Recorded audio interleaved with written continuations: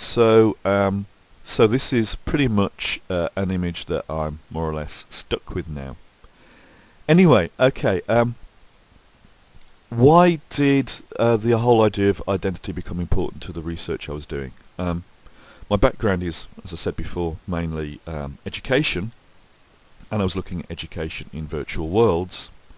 And one of the things that came up with on the PhD with the different case studies I was doing was that in some educational situations, those that really are built around social constructivism. So the idea that different people get together and construct knowledge between them through discussion and through sharing experience and those sorts of things. So the whole idea that knowledge is something that's created within a group. The case studies that I used, that I analysed what was going on, that were mainly around those sort of social constructionist activities. And one of these was a course on human behaviour and human development that's taught at the University of Southern Maine. And I'm going to show you some clips from that later on in the presentation, because that, in parallel with the stuff I've done with Rich and Julian at Newman University College, has kind of really informed the whole identity work, and then has been a place in which I can show the identity work. And so what happened when I was working with this group, with Laurie Schneiders and the Human Behaviour course at USM, was that the students were really focusing on creating an identity. They felt that having an identity really helped them interact. Those that hadn't developed an identity in the world were struggling with not only in communicating their ideas, but being recognised by their peers.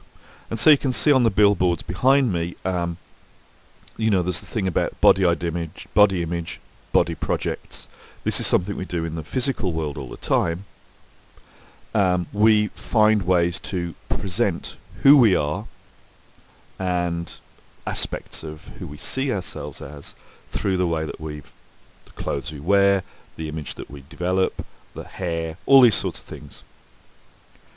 So it's not that surprising, really, that something very similar happens when we go into virtual worlds. The problem is that, of course, to a large extent, we don't realise that we're doing this in the physical world. We don't realise to what extent we have an identity, we've developed this identity, we project it, and to what extent that is integral in the way that we learn, in the way that we communicate with other learners, when we're interacting in a classroom, and those sorts of environments. So those that weren't actually appreciating how important this was in this virtual world were continuing to struggle.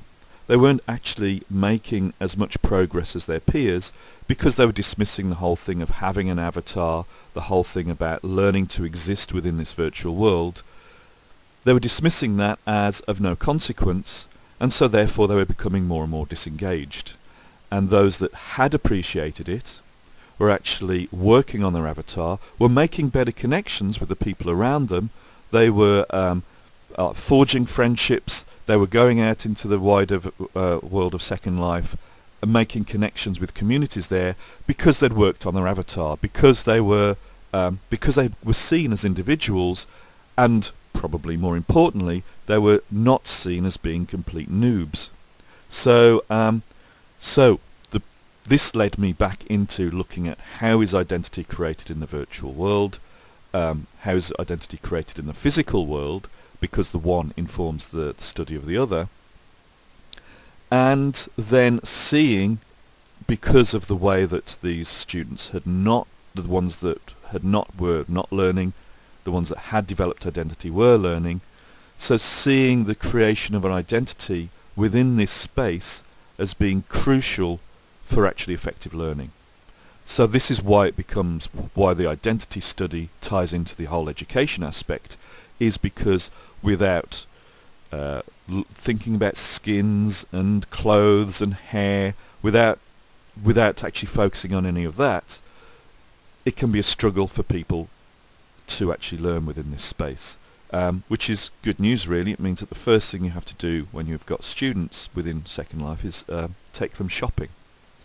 Okay, so what I want to do specifically is now look at the sessions that I've done with Rich at Newman University College and take you through some of that process.